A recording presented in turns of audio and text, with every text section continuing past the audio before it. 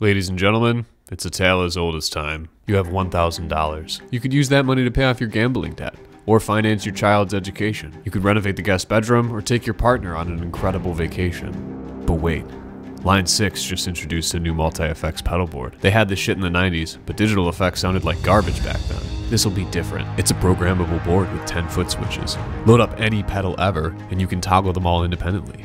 It has built-in looping. It has an expression control. This will open you up to completely new sonic territory. That song you haven't finished writing a solo for, once you have the right tone, it'll be easy. That distortion pedal you had in your 20s but sold for weed money and kinda miss, this pedal board has it built in. It'll bring back the nostalgia and save your marriage. It's $1,600. You have more than half that money already.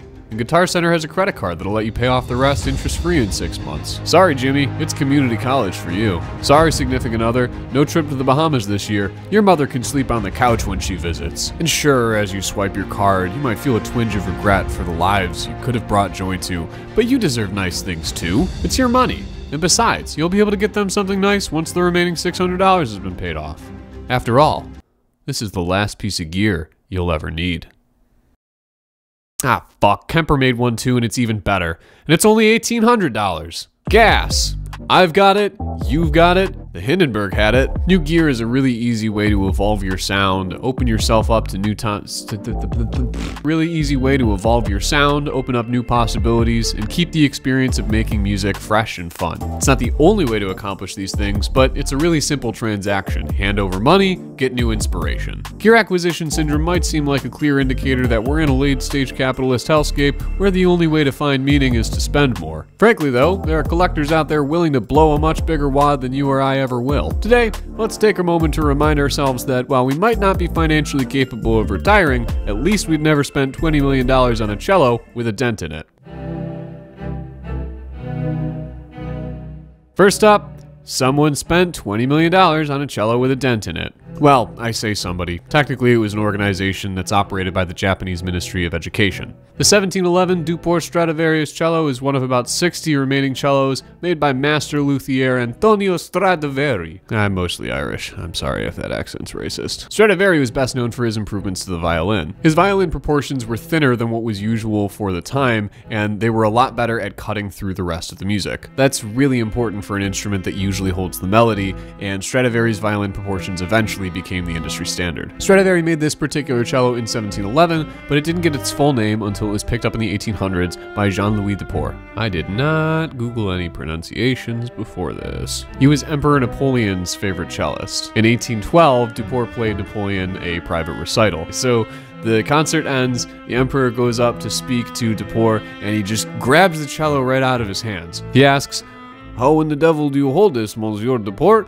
and crushes it between his legs. Kinda makes you wonder what Donald Trump would have done. Grab him by the pussy. Yes, I know I'm a presidential term late with that joke, but I didn't have a YouTube channel back then. Anyways, the Emperor's boots left a dent and a bunch of scratches on the side of the cello, which Duport obviously couldn't do a whole lot about. Despite this damage, it is widely considered to have the purest tone imaginable. I don't know, man, it's the Ferrari of cellos. It's got a little history. People love a little history. I've talked about Moog on this channel before, and frankly, there's a lot to love. Bob Moog was an incredible electrical engineer and inventor who first obsessed over the theremin. Theremin pretty much just has two controls, pitch and volume. Bob Moog was interested in expanding on that concept and started developing voltage-controlled oscillators. These were essential for synthesizers. You know how sound is just a wave of energy? So Moog's oscillators use an electric current to control the frequency of that wave, and therefore the pitch. But what if you took another wave, and instead of controlling the pitch, you used it to control how quickly the pitch rose and fell? Well, now you can control vibrato with the turn of a knob. What if you took a wave and used it to control the volume instead?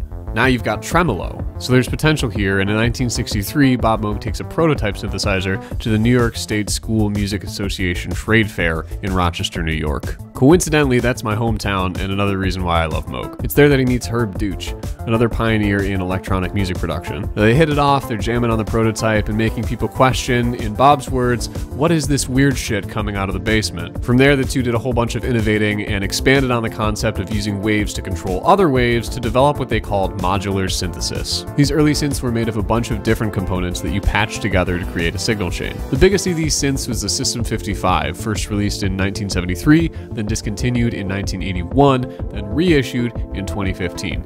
The sticker price on the reissue? Just, you know, a car. Like one decent car, or you could make weird noises to your heart's content. Obviously, I'd pick the synthesizer.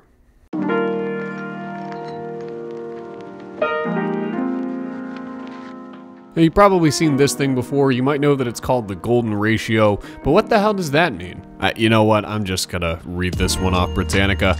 It is the ratio of a line segment cut into two pieces of different lengths such that the ratio of the whole segment to that of the longer segment is equal to the ratio of the longer segment to the shorter segment. Yeah, Jesus, that one's beyond me. Anyways, you might have heard of Steinway. They're one of the biggest names in piano production, and for their 600,000th piano, they commissioned artist Frank Polaro? Sorry, dude, I'm not gonna get it right. Yeah, they commissioned him to create a piano with a Fibonacci spiral on top, which is a visual representation of the golden ratio. And honestly, this thing looks dope. It's made of fancy-ass wood, took over 6,000 hours to make, costs $2.4 million. So depending on your budget, you might have to choose between either this or a US fighter jet and not buy both at once. Sorry.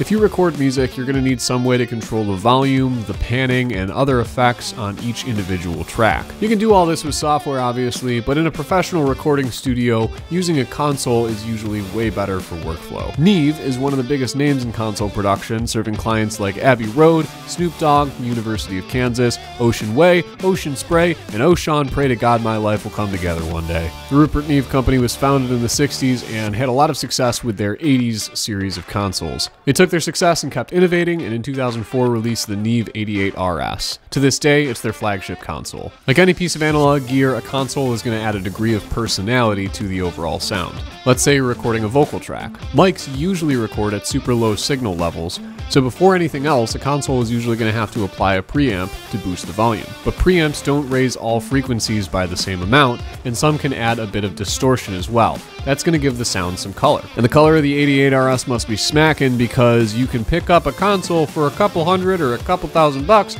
but this one's going to run you 800,000. Now, some of you may argue that you could buy several houses for that amount. Well, that's true, but you could also throw a tarp on top of this console and you'll have all the shelter you'll ever need.